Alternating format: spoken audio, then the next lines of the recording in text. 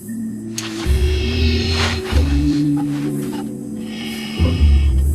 the desert region of Namibia, where the sun blazed mercilessly and the wind whipped dust across the dry land, lived a farmer named Cobus. His farm stood on the edge of a vast savanna, where the sky seemed endless and the nights were so dark that the stars burned brighter than any streetlight. Cobus was a simple man, accustomed to a harsh life. He raised cattle, mended fences, and had little regard for wild animals, especially hyenas. To him, they were merely howling shadows that frightened his sheep and left a trail of chaos in their wake. Nasty creatures, he grumbled when he heard their laughter in the night. One morning, returning from the pasture, Cobus heard a strange sound. It wasn't the familiar roar of the wind or the cry of birds. The sound came from an old abandoned mine that had long stood forgotten at the edge of his land. Approaching closer, he froze. From the depths of the pit came pitiful groans, interspersed with hoarse whines. Cobus peered inside, but saw only darkness. He could have left, deciding it was none of his business, but something in those sounds, despair, pain, made him return to the farm for a flashlight.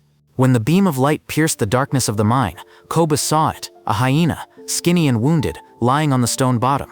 Its paws were bloody, its fur was matted, and its eyes, shining in the flashlight's light, looked so helpless that Cobus couldn't help but feel a twinge of pity. "How did you even get down there, stupid?" he muttered, though he knew there would be no answer. The hyena tried to stand, but immediately collapsed with a weak groan. Cobus realized she couldn't get out on her own. He returned home, grabbed his phone, and called the local ranger service. "There's a hyena stuck in the mine," he said, trying to hide his irritation. "I don't know if it's worth saving, but she'll die in there if nothing is done." The rangers arrived a couple of hours later, 3 strong men with ropes, a stretcher, and a toolbox. Cobus watched as they descended the mine, talking among themselves and carefully tying straps around the hyena. The animal didn't resist, as if it understood this was its only chance. When they finally pulled the hyena out, it lay on the stretcher, breathing heavily, and Cobus got a closer look at it for the first time. She wasn't all that scary, just an animal driven by circumstances. The rangers took the hyena to a rehabilitation center. There, they named her Nala, though Cobus didn't know that. He was told she had a broken leg and several ribs, but with treatment she would pull through. Cobus merely nodded, thinking that was the end of it. He returned to his farm, to his daily routine, but something had changed within him.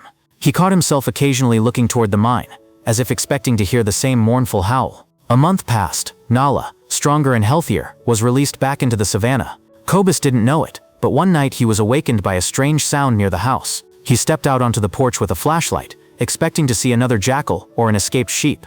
Instead, the beam of light revealed a pair of gleaming eyes, a hyena. It stood a few meters from the porch, motionless, looking straight at him. Cobus froze, his heart pounding. But the hyena didn't growl or bare its teeth. It emitted a low, almost gentle sound, a whine or a growl, and slowly turned, disappearing into the night. Cobus stood on the porch for a long time, staring into the darkness. He remembered what the rangers had told him about hyenas, that they weren't the loners he'd assumed they were. They lived in families, cared for each other, even mourned the dead. "Maybe you're not so nasty after all," he muttered with a grin.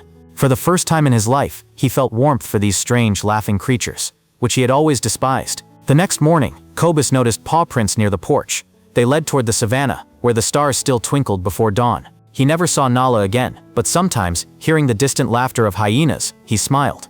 It wasn't just a hyena, it was gratitude he would never forget. Friends, thank you for taking the time to read this story. If it touched your heart, don't forget to like and subscribe to our channel to support us. See you in future wildlife stories.